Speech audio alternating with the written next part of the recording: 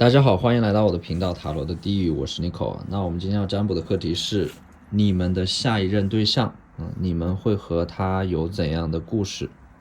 那在我们面前呢有4组牌，从左到右分别是第一组牌、第二组牌、第三组牌、第4组牌。大家可以根据自己的直觉选择和你们连接最紧密的一组牌。稍后的话我会做出一个解读。那么大家在选牌的过程当中，可以在弹幕上打出领取好运，来领取你们的专属好运。好，那我们现在可以开始选牌了。大家好，欢迎来到第一组牌。首先呢，第一组牌的话，我们看到这个 The Empress 还有这个 The Magician 女皇和魔术师，你们的下一任对象和你们是很般配的，这段感情更有一点像是势均力敌两个人彼此成全。你们是 Emperor， 那么对方就是 The Magician 魔术师。如果抽到这组牌的你们是男生的话，那么你们就是这个 Magician， 对方是 Empress。 其实女皇和魔术师它分别代表的是2种不同的特质。女皇她通过展示自身的魅力，比如说谈吐、语言、外貌、气质，来获取关注和资源。那么女皇通常来说呢，她是一个整体素质很高，没有明显的短板，所以女皇她会给人一种很温和的、很富足的，不需要去向外部世界索取的一种内在的充盈感。而魔术师对应的这样的一个特质呢，就是魔术师他是通过自己所取得的一些成就，他所创造出来的一些作品，去给别人留下深刻的印象。所以说魔术师他是有某方面的能力或者说特质非常的出众，会给人留下极其深刻的印象。要么是他们特别的聪明，要么是他们的外貌特别出色，要么就是他们有着非常好的口才，就是一定有一个非常让人印象深刻的优势，让他们能够得到更多的关注。所以说你们2个人的结合呢，有一个人会没有明显的短板，各方面的综合素质会很好，而另一个人呢，他的优势会非常的明显。所以说你们2个人的这种结合呢，会产生1+1大于2的效果。那我们抽到的这张牌 Jupiter Return Benefits， 就是木星回归它带来的这种 benefits 呢，就是说你们和这个人的相遇它会给你们的生活带来一些便利，而且给我的感觉就是你们2个人所拥有的某种特质，尤其是对方所拥有的某种特质，能够打动你们的一个优势恰恰好是你们所欠缺的。就比如说如果说你们不是很擅长于数学或者说理工类的学科，那么对方可能恰好在这个领域有着非常优秀的天赋可能说他还会通过自身的优势去辅导你们功课，帮助你们的工作。那我们抽到的这张牌呢 South Node Life Stats 就是说南焦点它会带来一种金钱上的业力和负债，也就是说你们在遇到这个人之前，你们的身上可能会有一些负债。这种负债的话，我们通常会把它当成一种业力会给你们的人生发展带来一些阻力。而且呢，这种负债可能更多的是一种金钱消费上面的负债。那么这种负债其实你们是完全有机会避免的，因为你们的这种负债可能是由于自身不理性的消费习惯所出现的。所以说这个人的出现呢，他能够帮助你们去更理性的看待或者说利用你们手中的金钱，能够影响你们。就是说对方他是一个很理性的人，他能够影响你们的金钱观、价值观和消费观，并且呢，他的出现能够帮助你们加速的去偿还你们在金钱上面的一些负债能够减轻你们的压力。而且呢，我觉得就是说你们2个人的思维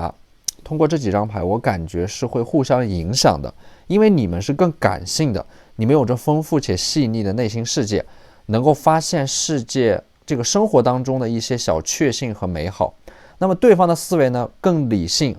更擅长于权衡利弊，但是呢他们的生活可能会相对来说比较单调一些缺少一些情调和缺少一些情绪和格调。所以说你们两个人的相遇呢，就是他会带给你们理性，而你会带给他们感性。那么我们抽到的第3张牌呢 Grand Cross Provoker， 就是你们两个人一开始的这种磨合可能并不是很顺利啊，因为你们两个人来自于2个完全不同的世界，甚至可以说来自于2个完全不同的星球。你们对待一些事情有着截然不同的看法，也就是说你们一开始的相处啊，需要很多的时间去彼此的磨合和包容，甚至一开始可能会有一些争吵。但是我不觉得这种争吵是一件坏事，因为在感情当中，其实最害怕的是默默观望、默默判断、默默揣测、默默难过，最后默默的决定要离开。所以如果你们在感情当中变得越来越沉默，那么这段关系在未来一定会渐行渐远。所以一开始你们两个人的这种能量的话，其实是会有一点就是针锋相对，因为在开始彼此磨合的过程当中，你们两个人都是很骄傲的。但是呢，我觉得这种感情它也是最真实的、最炙热的、最纯粹的，就是你们有什么不满会说出来，而不是憋在心里。那我觉得在一段关系当中啊，表达情绪无论是正面的还是负面的，它其实都相当于是一种态度，就是我愿意和你沟通，我愿意去努力的解决在这段关系当中出现的一些问题。所以我觉得即使就是你们两个人的关系，虽然说抽到这张牌就是你们两个人会有一些争吵，但是我觉得这段关系它依然是健康的、良性的，因为争吵就意味着是你们两个人彼此都在为了这段关系去做出一些努力。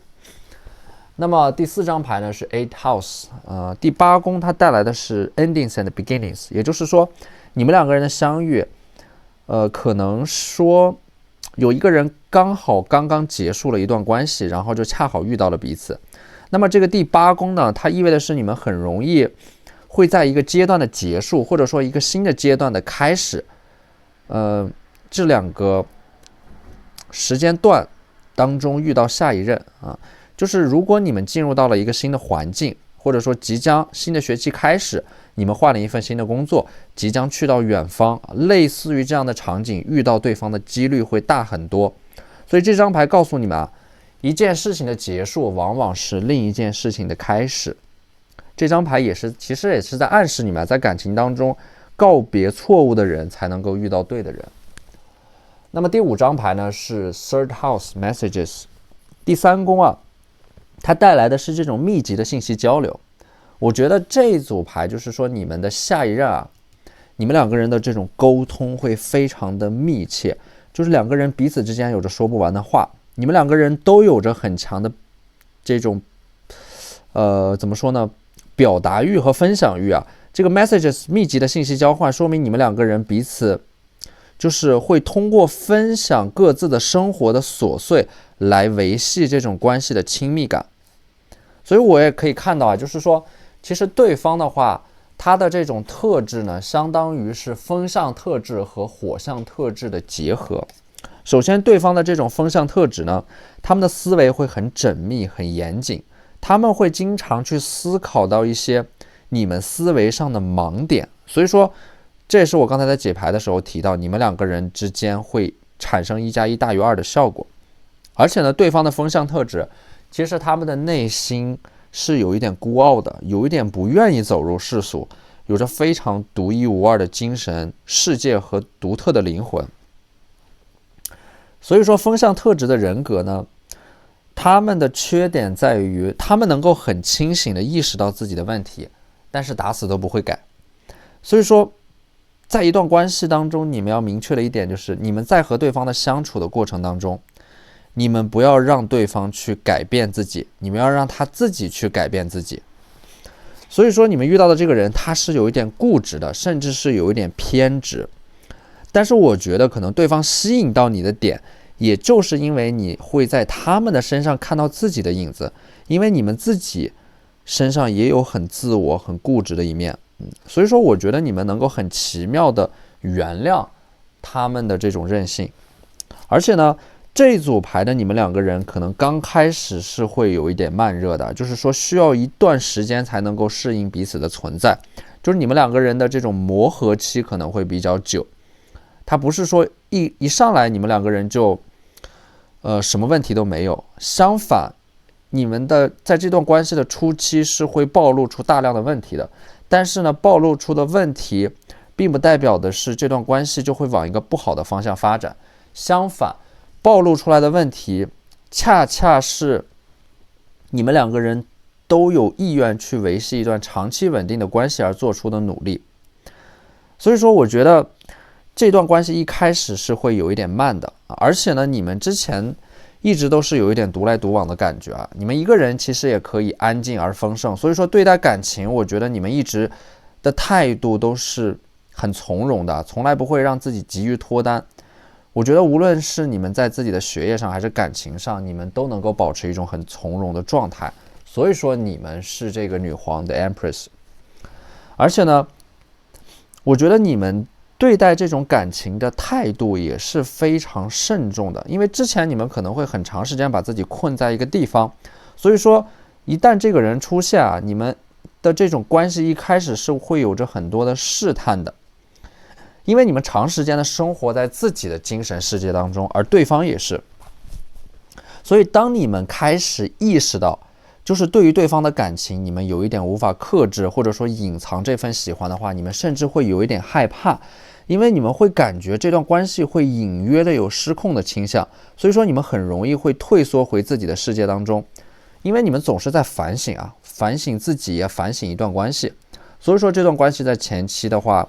它是需要一些耐心的，你们需要慢慢的才能够接受彼此的存在。而对方的话，他不仅有这种风象特质啊，他还有一些火象特质，因为我抽到了这张权杖骑士，就是说对方在性格层面上也有极其强势的一面。所以说他们是魔术师啊，他们的优点和缺点都会非常的明显，因为他们是魔术师和权杖骑士的结合体，所以说他们的占有欲会有一点强，但是呢，同样的他们也会有很强的责任感，因为对方是这个有一些火象特质。火象特质的人格呢，其实他是非常爱憎分明的，所以说对待感情呢，火象特质的人格也是有始有终啊，他一定会彻底的和上一段感情做一个了断，才能够爱上新的人。那么我觉得既然对方是火象特质的话，那么你们在和对方相处的过程当中，我觉得你们是一定能够感受到他的爱的，对，因为他的爱一定是全力以赴的，一旦他们认定了某个人，就会全心全意的去对待这种关系。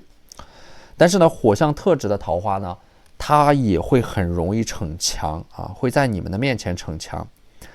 那么这种逞强呢，我觉得你们是能够看到他在刻意的去逞强啊，可能这种感情会有一点复杂，因为你们会觉得对方的这种逞强有一点点可爱，但是也会有一点点幼稚啊。同时，你们还会，有一点心痛吧，因为对方在逞强的时候，你们会感觉到，他们会很累，对。所以说，有的时候火象特质的桃花，他们也会口是心非。但是呢，我觉得你们之间的这种感情的默契就在于，即使你看到了对方的逞强，也会看破不说破，你们会配合对方，有一点配合对方的感觉啊。因为火象特质的人格的话，对方他是会有一点大男子主义的，但是你们会一笑置之啊，因为我觉得你们能够在对方的这种刻意的逞强的时候，看到他们的真诚和努力，对。那接下来我们抽到的这4张牌呢，是你们在相处过程当中会发生的一些事情。首先第一张牌是 Five of Wands 啊，权杖五，就是你们两个人会怎么说呢？有没有同享福我不知道啊，但是一定会共患难啊。权杖五就是你们两个人会共同去解决一些问题。如果说这种问题是你们独自面对的话，是无法解决的。所以说有了对方的帮助，就会让你们感觉自己有了靠山，会给到你们一些力量和信心，去解决一些你们之前一直在逃避的问题。那么第2张牌呢，权杖2，就是说你们一直会，就是你们两个人的这种关系的话，它可能是在一个异地啊，就是你们两个人可能没有办法去形影不离啊，每天陪伴在彼此身边，总是有一个人在等待另一个人的这种感觉啊。所以说这种异地的关系呢，你们可能每隔一段时间才能够见到彼此，而且要跨越很长的距离。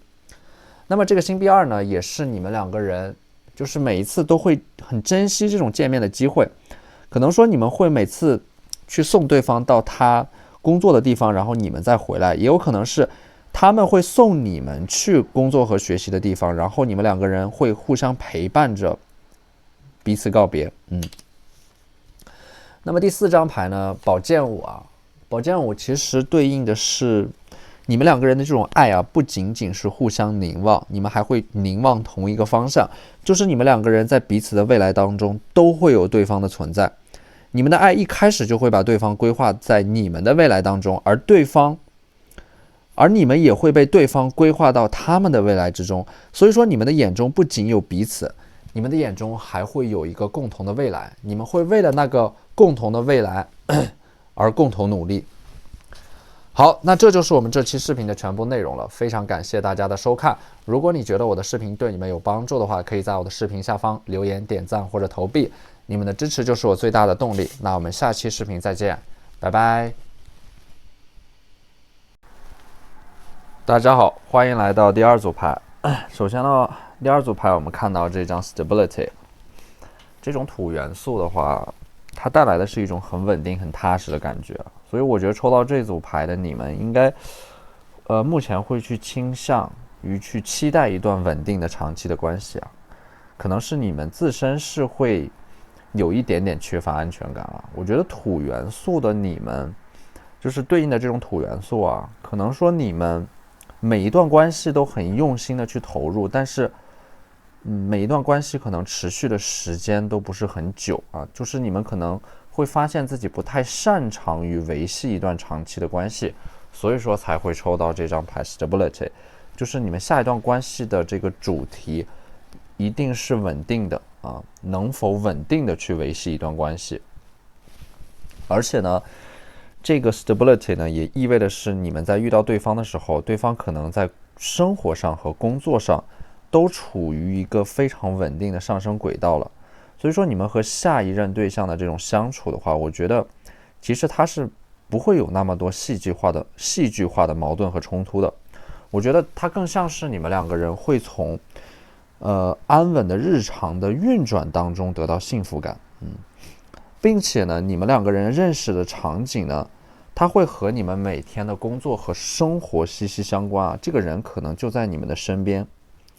那这组牌的话，我们其实抽到的一个是水瓶座，还有一个是金牛座，就是说这种水瓶和金牛的能量是比较强的。可能说你们两个人的这种星座属相呢，一个人是风象的，一个人是土象的。那么这种水瓶的能量呢，其实是你们自身在一段关系当中会很渴望自由，不喜欢被束缚。那水瓶对应的是你们是有着很高的这种自我的，很强的自我。那水瓶呢，抽到这组牌的你们应该是有很强的独立思考能力，而且在一段关系当中，你们是不会去依附于对方的，因为你们自身有着很强的主见。但是呢，它的这个矛盾点就在于你们的固执又会把自己困住啊。所以说水瓶的这种能量的话，它其实是会带来很大的这种矛盾，甚至是分裂的。我觉得你们对于脱单啊，当下的话可能说会比较佛系啊，因为水瓶的能量很自我，所以说你们其实一个人也可以安静而丰盛。而且呢，你们在感情当中其实是会相对来说被动一些的，因为你们一定要先看到对方去释放出自己的爱和善意，你们才会去慢慢的选择接触和了解对方。所以说你们很多时候啊，水瓶都是在被动社交，你们很少去主动认识一些人，更多的时候呢，可能还是在自己的世界当中。所以说水瓶的话，其实相对来说啊，在性格层面上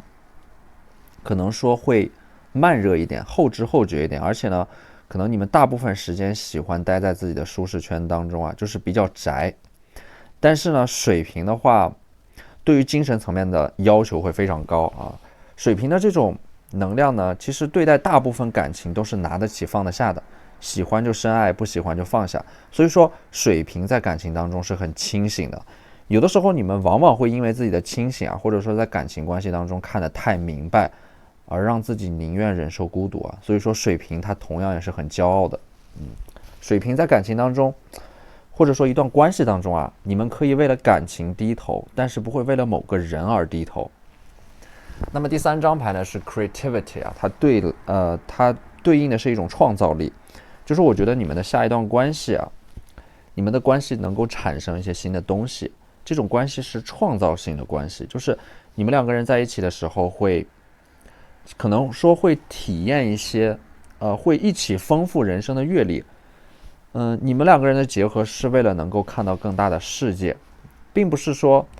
找到彼此就是为了成为彼此的这样的一个依托或者说寄托。你们在找到彼此之后，可能会有一个更大的目标，或者说更大的世界去让你们2个人体验。只有这样，你们2个人的这种关系，它才是在这种过程当中不断的得到成长的。而且呢，你们2个人的工作的话，可能说你们遇到的这个人，他的工作是需要很强的创造力的，可能是有关于艺术类啊、策划类啊、表演类的一些工作。我觉得对方的工作可能说需要他们利用一些灵感来驱动他们的事业发展。那我们抽到的第4张牌呢 Taurus I have 啊，就是说对方的话，对方他也是有这种很强的金牛的能量的，就是金牛的话，它是有一种很务实的这样的一个很踏实、很接地气的这种感觉。对，所以说，但是呢，金牛的话，在感情相处的过程当中，可能他们不会说一些很漂亮的话去取悦你们，因为他们就是金牛，他的这种能量是很踏实的，所以说他们可能更愿意用一些物质啊，或者说行动来取悦你们，因为他们觉得这种语言在一段关系当中啊，有的时候会稍显苍白，而且呢，对方对应的这种金牛的能量的话，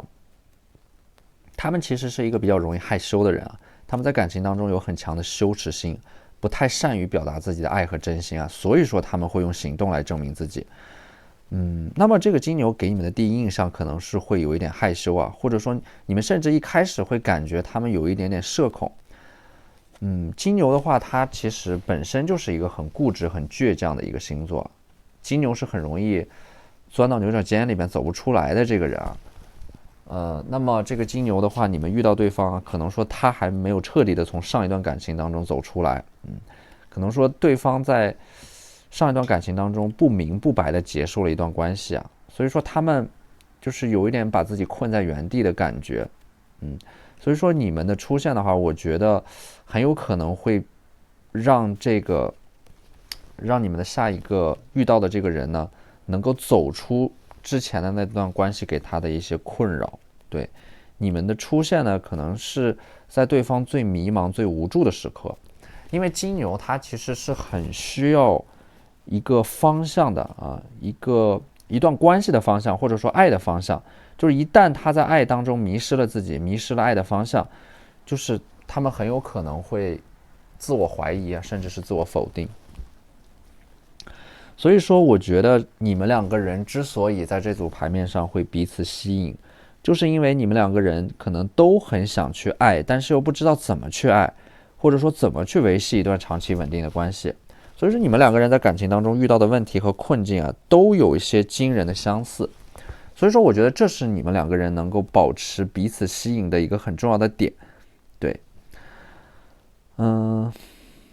那么这张第6宫呢 Sixth House Routine 啊，它带来的其实是一种，就是你们2个人的这种相遇啊，它是在日常生活当中，就是你们可能觉得自己在每天重复着同样的生活，而这种同样的生活呢，它又会有一些不一样的东西、不一样的人出现在你们的生活当中，所以这个人呢，很像是一个命运给你们安排的桃花，因为你们无法想象每天重复的生活、重复的工作和学习会有一个怎样的波澜啊！但是在这个时间节点上，对方他恰恰就出现了。那我们抽到的这几张塔罗呢，第一张牌就是圣杯2。那刚才解牌的时候我说到，你们2个人在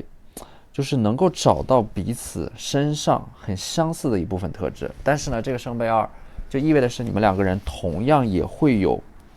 非常不一样的一部分，就是你们相同的地方很相同，但是不同的地方呢又完全不同。我觉得这个黑色和白色的圣杯呢，是你们性格底色上的一些区别。你们两个人有一个人会非常乐观啊，另一个人呢可能会有点悲观。那白色的圣杯是乐观，黑色的圣杯是悲观。那么这种白色的圣杯，它其实带来的特质呢，是总能够从生活当中发现一些美好的确幸。但黑色的圣杯呢，其实它对应的是一种很现实的能量，就是特别容易从一个负面的想法顺着这个点想到最坏的结果。可能说你们两个人的这种悲观和乐观也是互相交错的，相辅相成的。就是你们悲观的时候，他们会乐观一点来安慰你们，而他们乐观的时候呢，你们可能会悲观一点，所以说他们会给你们提供一些情绪价值。所以两个人的性格在你们相处的过程当中，其实它也是会有一点不断的转变的，会有一种相互扶持的感觉在里边。那么我们抽到的这两张牌呢，一个是权杖6，还有一个是权杖10。那么这两张牌呢，就是说你们的下一任啊，他们在工作和生活上也是承担着很大的压力的。他们的这种压力源自于精神上，他们有着这种对自己有着很高的要求啊，会很容易，因为他们自身这种金牛的能量呢，会有很强的责任感啊，所以说会有，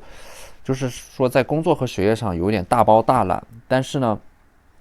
他们也是绝对不会认输的，绝对不会低头的。即使他们在负重前行啊，他们可能，也不会去抱怨什么。所以说，我觉得金牛的话，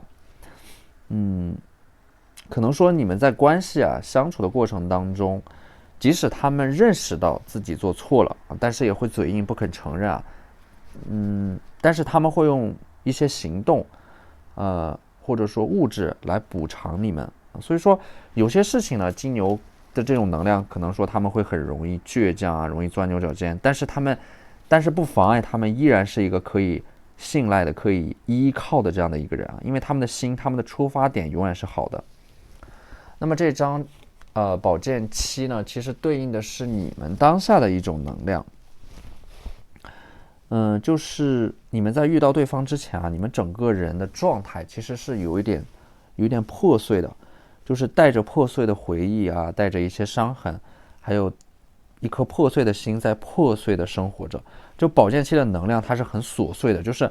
你们会在每天应对的这种日常的生活、工作和学习的琐事的时候，就会感到很疲惫，就是你们对于生活多多少少有一点不满意啊。所以说你们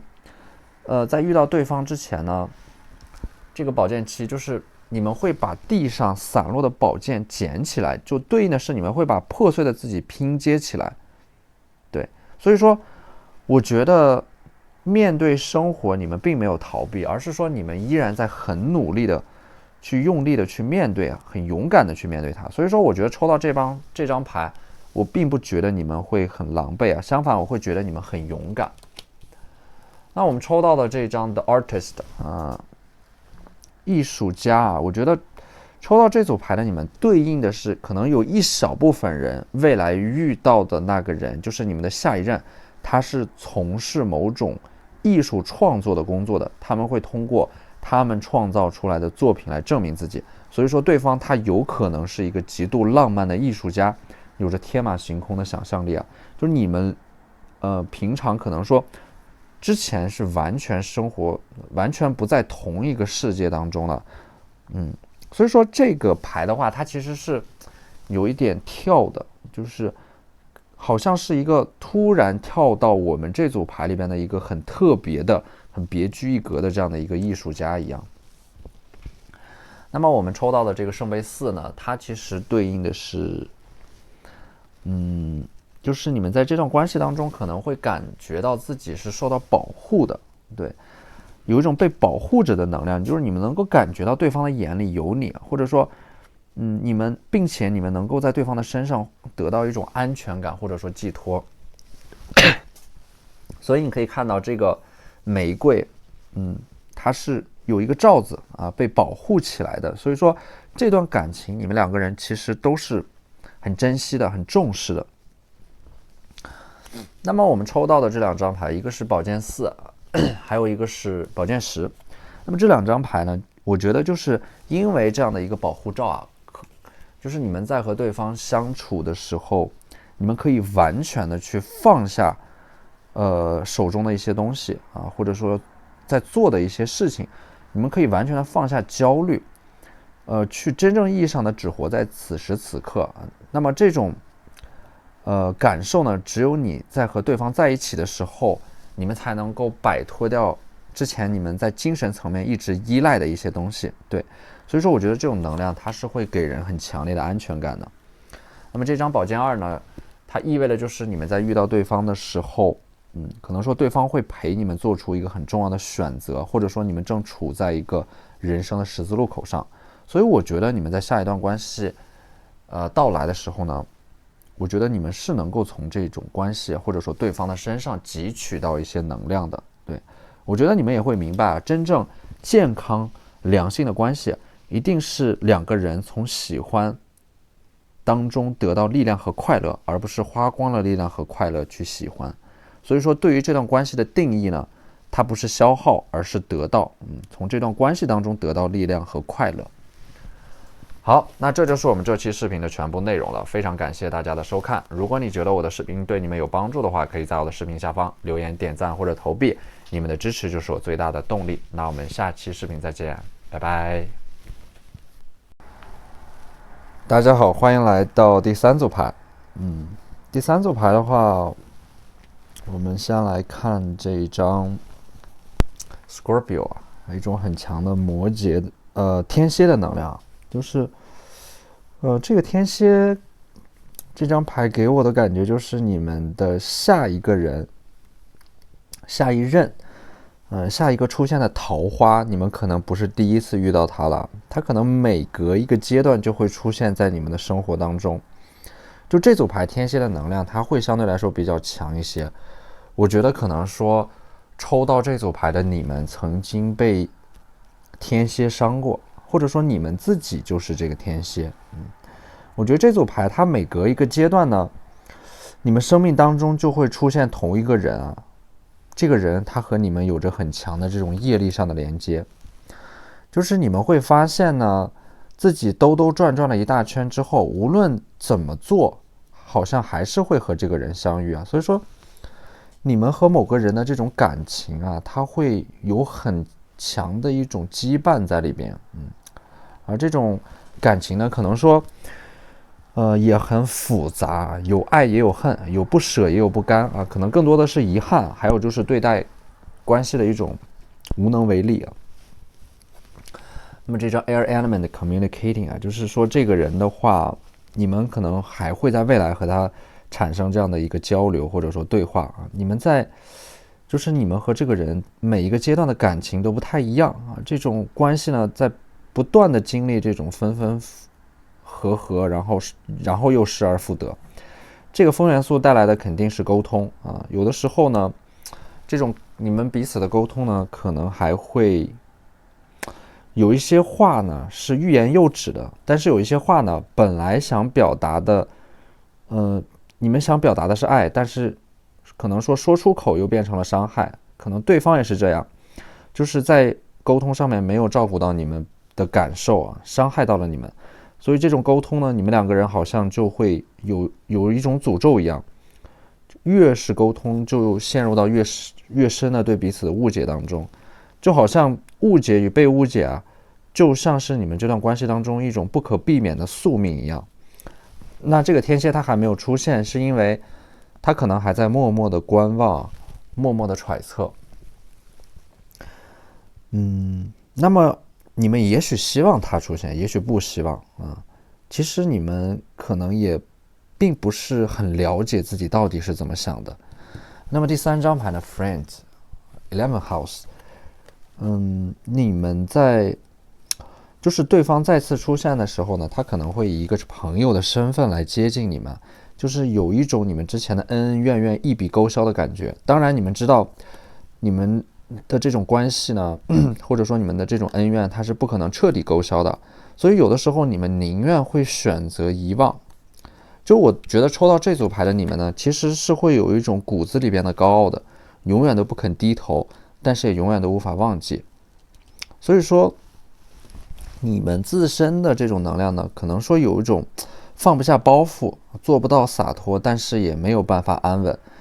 但是最终啊，这段关系可能会达成一种和解。就我们在这组占卜当中呢，实际上抽到了一张魔术师。魔术师它就意味的是一个全新的篇章，就是这种某段感情啊可能会从头来过。但是虽然说我知道抽到这组牌的话，解读到这样的一个信息，我觉得可能你们会有一些争议啊，因为可能你们内心当中是不接受这样的一种结果的。对，但是呢，它既然显化出来呢，我觉得可能是你们潜意识当中会有内心深处会有这样的一种想法，对，就是会希望过去的某个人再回来找你们。所以说这组牌它就是出现了这样的一种可能性，你们可以接受，也可以不接受。那我们抽到的第4张牌呢，摩羯座，摩羯的能量，你们在感情当中呢，可能说你们在感情当中本来就是有着很强的原则的，对于不断的，就是这组牌它其实是有着很强的一种很明确的指向的，就是有一个人会不断的出现在你们的生活，或者说出现在你们的脑海当中。所以说本来你们是拥有很强的原则和底线的，但是呢，可能说也会为了某个人或者说某段关系去不断的妥协，拉低自己的原则和底线。所以这组牌的话，它是有一点求而不得的，就是你们一开始是想要那种简简单单的爱啊，但是实际上感情的复杂程度呢，又远远超过了你们的想象。所以说这组牌就是说这种感情的发展，它会有一点一波三折啊，它会是一段虐恋。但是呢，这个 Mars 就是火星，它带来的是一种力量吧，就是你们会感觉到背后有一双手啊，总是会在这个人出现的时候把你推向对方啊，你们甚至觉得自己会不受控制啊，会被对方的那种特质所吸引。所以对于这段关系来说呢，其实摩羯它本身是一种很有序的能量，就是你们本来可以把自己的生活安排得井井有条，但是在感情上面你们其实就会很容易失控，很难把控每一步啊，就是你们很容易在感情当中感受到压力，也很容易给到自己压力。所以说这个高塔牌呢，就是你们在感情当中总是会失控。那么呢，我们抽到的这个圣杯五，它其实是你们内心深处是渴望拥有一段感情的，但是呢，其实我觉得你们是害怕自己扮演不好角色啊，就还没有彻底的从一段关系当中走出来。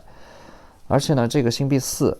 就是它有这样的一种能量呢，意味的是非常的保守，就把自己包裹起来了。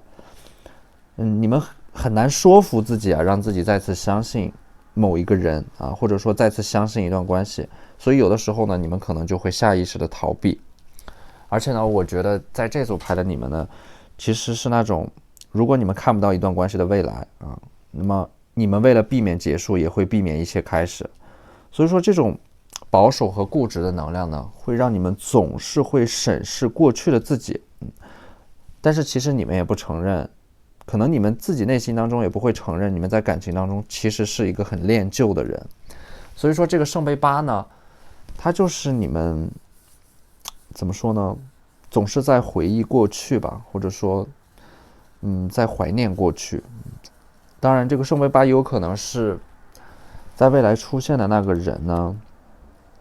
可能当他再次出现的时候，他已经走过了一段长长的人生旅程了。那么他的出现呢，可能当他再和你们就是再次建立这种沟通和连接呢，可能说在你们的眼中他会有一点点不一样。对，那么这个战车呢，战车牌其实是一种焕然一新的能量啊。这个战车我不太确定它对应的是过去的某个人，还是说一个新的人。那战车本身呢，它是对应的是这个巨蟹座啊，就是说也是水象特质，只不过水象特质呢，这种巨蟹的能量和天蝎的能量是有明显的区别的啊。天蝎的这种水象特质呢，它其实是带着一些棱角的，有一点锋利的。而战车牌的这种巨蟹的能量呢，它其实是很温和的。所以说这个战车，它是有着强烈的同理心的，能够感知到这种情绪的变化，很懂得的去照顾别人的情绪啊。但是他们的内心是有点孤独的，因为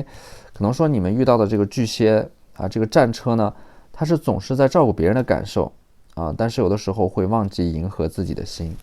所以这个巨蟹呢，它是有一点外柔内刚的，看上去斯斯文文的，但是内心会很强大。巨蟹很容易会感情泛滥，但是呢，同时巨蟹又会对自己的情绪有很强的管理能力和包容能力。我觉得这个巨蟹呢，它可能会稍微比这个天蝎的能量要弱一点，就是天蝎的这种能量其实是很强势的，有点针锋相对的感觉。有可能啊，就是说你们的下一任啊，他是具备天蝎和巨蟹两种能量的一个人啊，或者说来自于过去的某个人呢，在我们这组牌面上产生了很大的影响，也就是说，有可能你们未来遇到的那个人呢，他身上有很多来自于过去某个人身上的影子，所以说这组牌的话，它也显化出了一些不同的可能性，对，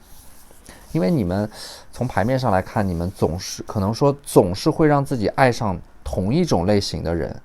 对，然后就是感觉有一些关系它是在不断轮回的。那我们抽到的这个星币7呢，就对应的是你们这组牌面上和某个人是有着很多共同的回忆的，这种共同的回忆是来自于你们曾经和某个人啊一起成长，一起陪伴彼此，走过一段很艰难的岁月。那么这个权杖手牌呢，就意味的是你们在未来会，就是有一个人啊，他还会向你们发来邀请，只不过呢，这种邀请可能你们会觉得他会有点危险吧，对。当然，你们可以尝试着去接受，也可以去拒绝，就是选择一段关系的权利啊，这种决策权是在你们自己的手中的。那么这个力量牌呢，其实力量它对应的是，我觉得这组牌，你也许是你们和过去的某个人，也许是和未来的一个新的人，但是它至少显化出来的这样的一种结局就是，两个人经过兜兜转转的磨合之后，会选择在一起啊，重新在一起。尽管这个过程是波折的，但是结局会是好的。那么这个宝剑6呢，就是你们会重新找到那个你们能够依靠的人，他们会背着你们，怎么说呢？就是宝剑6的话，可能说，你会在他们的背上啊，他们会背着你们去走出一段很难熬的时光和阶段。我觉得在这组牌面上，我觉得显化出来的就是说，你们对于亲密关系呢，它不仅仅有爱，还有偏爱，还有关爱，还有某种依赖啊在里边。就是你们对待亲密关系啊，对待那个亲密伴侣的话，其实是有着一种很强的依赖的。因为你们在感情关系当中需要足够的安全感，甚至是一些承诺。所以说这组牌面上呈现出来的这种能量呢，你们最终在一起的那个人，一定是你们能够深度的信任对方，就是你们两个人一定会经历一些事情，然后一起成长。所以说我觉得你们现在可能最需要的是对于一段亲密关系的信心，让你们能够重新相信爱情。你们面对的这个人一定是让你们能够100%无条件的去相信对方的。所以说这组牌的话，对于那个人，对于接下来的那个人啊，如果说他来自于过去，那么你们两个人就会各自努力，然后在更高处相见。所以说我觉得这段关系可能说你们两个人都经历了很多，但是最终还是能够在长途跋涉当中得到一种返璞归真的力量啊，或者说纯真。这个世界它本身并不缺少复杂，它缺少的是那种单纯的双向奔赴。我觉得无论你们接不接受来自于过去的那个人啊，你们都要相信一点，就是美好的灵魂彼此最终都会相遇的。好，那这就是我们这期视频的全部内容了，非常感谢大家的收看。如果你觉得我的视频对你们有帮助的话，可以在我的视频下方留言、点赞或者投币，你们的支持就是我最大的动力。那我们下期视频再见，拜拜。大家好，欢迎来到第4组牌。那第4组牌的话，我看到首先我们抽到的就是这个 Cancer I feel， 就是你们的下一任的话，它有着很强的这种巨蟹能量。就是这种巨蟹的话，对方能够给到你们的情绪价值是拉满的。也就是说，你们遇到他自身是携带着一种很温柔、很疗愈的能量的。就是你们看到对方，你们的情绪状态就会很饱满。所以这段关系的话，它更多的是滋养而不是消耗。因为你们在一段关系里边其实是很容易胡思乱想的，所以说你们需要的是一个很善于沟通的人，去打消你们在关系的一开始的那种猜忌和不安。那巨蟹的能量呢，它是会很有耐心的，而且对方的工作呢也需要很强的耐心很强的沟通能力才能够处理的。所以说我觉得巨蟹你们的下一段感情的话，因为它有着这种水象特质所以说它是有着极强的同理心的，能够觉察到这种情绪的变化，并且能够及时的给出反馈。因为你们可能说在感情里边很容易憋出内伤就是有问题也憋着不说，所以说你们在和一个人相处的时候，可能更多的时候都是在默默的观察。如果说对方做的不好，你们就会默默的减分。所以说你们之前的关系可能会有这样的一个问题，就像歌词里面说的不该沉默时沉默，该勇敢时软弱。所以我觉得这组牌的你们其实是很需要一个人能够带着你们往前走尤其是能够在一段关系当中引导你们。对，那巨蟹他就是这样的一个人。我觉得这段关系的话，巨蟹的这种能量他一定不是谈着玩玩而已，因为他们着眼的这个着眼点是在于未来而不在于当下。所以说巨蟹的耐心一定是基于你们两个人能够看到未来的。所以说这种巨蟹的温柔当中，它也是带着坚定的，它也是带着未来的。那第2张牌呢 12 House Escape， 它其实是一种逃离。就是说你们这段关系一开始你们有的时候觉察到一个人对你们有好感的时候，其实你们的第一反应不是开心，可能是就是当你们意识到有一个人对你们有好感，在接近你们的时候，可能你们的第一反应是会有一点想要往后退就是下意识的保护自己。我觉得抽到这组牌的你们可能有这样的一种下意识的反应应该是你们之前很久已经没有真正意义上的正经的去谈过一次恋爱了。所以说 Escape 给我的感觉就是可能说你们在上一段关系当中是从那段关系当中逃离出来的。我觉得上一段关系的你们可能会有一些不太愉快的经历和体验，所以说为什么会安排，就是为什么你们的下一任会疗愈到你们，会治愈到你们呢，就是你们之前的那段关系可能会是一段虐恋。就是在上一段关系当中，上一段感情当中，你们曾经爱得很辛苦，那么当你们选择从那段关系当中逃离出来的时候可能说你们会有一段时间把自己封闭起来。那这组牌的话，它还抽到这张牌就是 Gemini 就是说有很强的双子的能量。我觉得就是你们很需要在一段关系当中自由的思考吧因为这种很强的双子能量呢你们会在一段感情当中很坚定的选择，但是就是爱得很坚定，但是想要放弃的时候同样也会很坚定就是在你们的内心当中很多事情就是一念之间。所以说双子的话，这种双子的能量是很容易陷入到情绪波动当中的，就是白天和晚上两种状态。所以呢，双子的这种能量呢，是你们需要一个人来引导你们的，就是你们的性格会极大的被你们的伴侣所影响就是双子他其实是有人格的多面性的，和不同的人相处，你们人格当中的一些特质就会被激活。如果你们和疗愈的人在一起，那你们就会被疗愈；如果你们和沉闷的人在一起，你们就会变得抑郁。所以说双子的这种情绪的波动和起伏非常大，就是有的时候你们遇到无法解决的问题啊，可能就会选择逃离啊 escape。 所以和什么样的人在一起对于你们来说非常的重要。如果说这种双子的能量呢，其实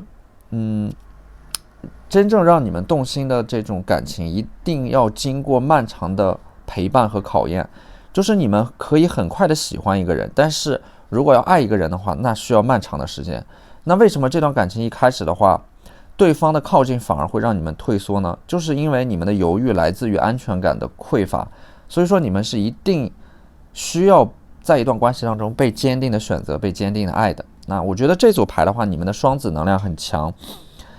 是因为你们就像一阵风一样。首先你们是自由的，没有人能够抓住一阵风。那你们可以选择，就是比如说喜欢你们的人可以选择和双子一起往前跑，但是呢无法抓住双子，可以追上双子。在一段关系当中，你们是无法被控制的，你们只会屈服于温柔。所以双子的这种能量的话，我觉得还有一个情况呢，就是你们两个人会彼此分享各自的朋友圈。对，就是你们的朋友圈，他可能会带你介绍给他的朋友认识，或者说你可能会带他介绍给你的朋友认识。对。那么第4张牌呢是 Water Element Sensing， 就是这种水元素啊，它带来的是一种感知能力。你们的下一任对象，他其实怎么说呢，就是你们在一段关系当中其实是不是很善于表达的，有什么事情可能更多的时候会憋在心里。那我觉得之所以对方能够吸引到你们，就是他好像能够猜到你们的心里在想什么，你们即使是不说出来，他们也会做，他们也会做出一些事情是符合你们的心理预期的。因为你们在感情里边的话，很容易会口是心非，你们心里想的和嘴上说的不一定会完全保持一致，所以说他们有着这种很强的情绪觉察能力和同理心，有的时候他们会猜到你们心里在想什么，就会去取悦你们。所以我觉得这点还蛮不容易的，因为他们在这段关系当中，我觉得是会迁就你们的。因为我觉得在一段关系当中最难的就是两个人本来他都是独立的个体，那想要在一起的时候呢，就是有一个人是一定要去迁就和妥协的。那之前呢我觉得可能在之前的关系当中两个人都比较自我，所以说如果都不肯妥协，都不肯低头的话，那么这段关系就没有办法维系下去。所以我觉得在下一段关系当中，对方能够迁就和妥协你们，对方能够在情绪上面更加照顾你们，我想是因为他们是足够爱你们的，所以说他们愿意在一段关系当中为你们而妥协或者说改变。那我觉得命运之轮呢，它就是在给你们的人生重新洗牌。那之前你们的关系，如果说你们一直在妥协啊，或者说在一段关系当中很辛苦的去付出，但是又没有得到回报，那对于你们来说是不公平的啊。你们也在反思是不是自己在一段关系当中缺少了一些棱角和自我。但是呢，命运就是随着命运之轮的转动啊，你们在上一段关系当中失去的会在下一段关系当中得到。那么这张星币侍卫呢，其实是对方给到你们的第一印象。就是你们在遇到对方的时候，他是一个很安静的人，至少给你们的第一印象是这样的。他的这种爱好呢，也是一些很安静的爱好啊。因为星币侍卫它本身整个就是牌面上呈现出来的是一种很安静的很温柔的特质。我觉得可能大部分时间他们都会在安静的思考，有点沉浸在自己的世界当中。所以说这种关系的话，一开始其实还是蛮低调的，可能说彼此即使是意识到了对方的存在，也会慢慢的靠近。那么这张力量牌呢，它其实是有一点相得益彰的感觉，就是有的时候你们可能会容易冲动啊，会脾气大一点，那么对方就会去很耐心的安抚你们。因为我觉得在这组牌面上呈现出来的这个人呢，他整个人的情绪是非常的稳定的。而且呢，对方的这个星币国王啊，还是一张土象特质的牌，就是他们有着很扎实的物质基础，就是跟你们相处的时候也会很慷慨很大方。并且呢，对方在金钱观和消费观上面比你们要更加的成熟和理智。而且呢，这个星币国王的话，我觉得，对方的工作可能是会和金融有一些关系，或者说他每天的工作啊，会涉及到很多的金钱的流动啊，要么是他掌管着某种很重要的资源，去管理这种资源，或者说分配这种资源，而且呢，星币国王给我的感觉就是他们会很善于理财，而且呢，对方的话，这个星币八啊，就是他们在工作上面是非常非常努力的啊，是一个有点像事业狂，喜欢竞争，享受成为一个领域当中的佼佼者啊。我觉得比较难能可贵的一点就是，他们既有一颗很上进的心，但是又有很强的同理心，这个是很难做到的。一般人的话，可能两个之中只能有一个，但是他们两者都具备。那么这张吊人牌呢，它其实是，怎么说呢？就是你们认识到彼此的时候呢，可能对方他还没有，不是严格意义上的单身，所以说对方他是在一段关系当中被束缚的，有一个人是自由的，而另一个人是身不由己的。我觉得这段关系呢，是由一个人先注意到另一个人，然后慢慢的观望，直到另一个人从一段关系当中解脱出来的时候，然后你们才能够，这段关系才会进一步的了解和发展。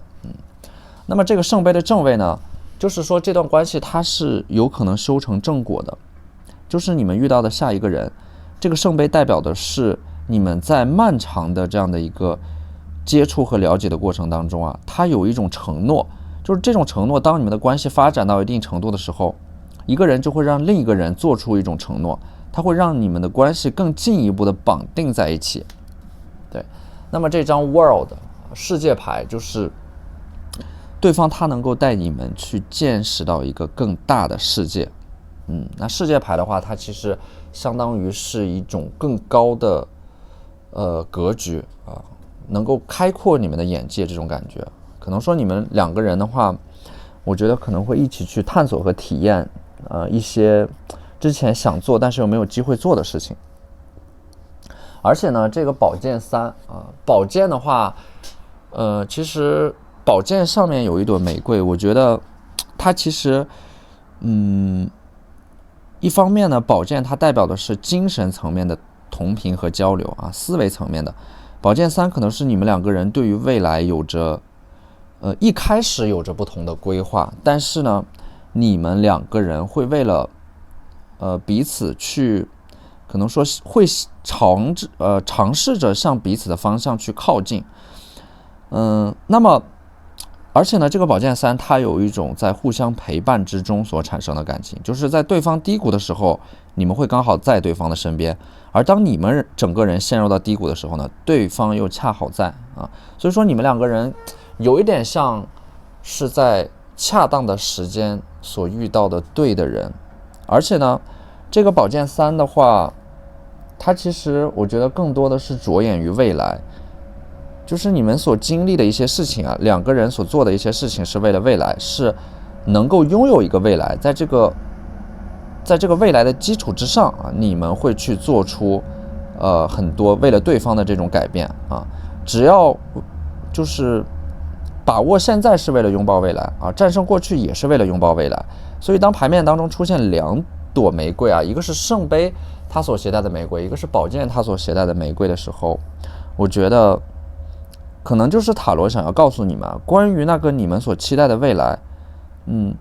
当它会有一个好的结局的时候，那么你们现在所经历的一切它都是值得的。所以这组牌面上，我觉得塔罗想要传达的是，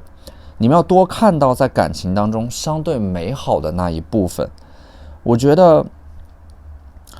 这组牌的话，这个宝剑三的话，其实一般在塔罗当中，它其实是会就是在两个人相处的过程当中，它会是有一些波折的。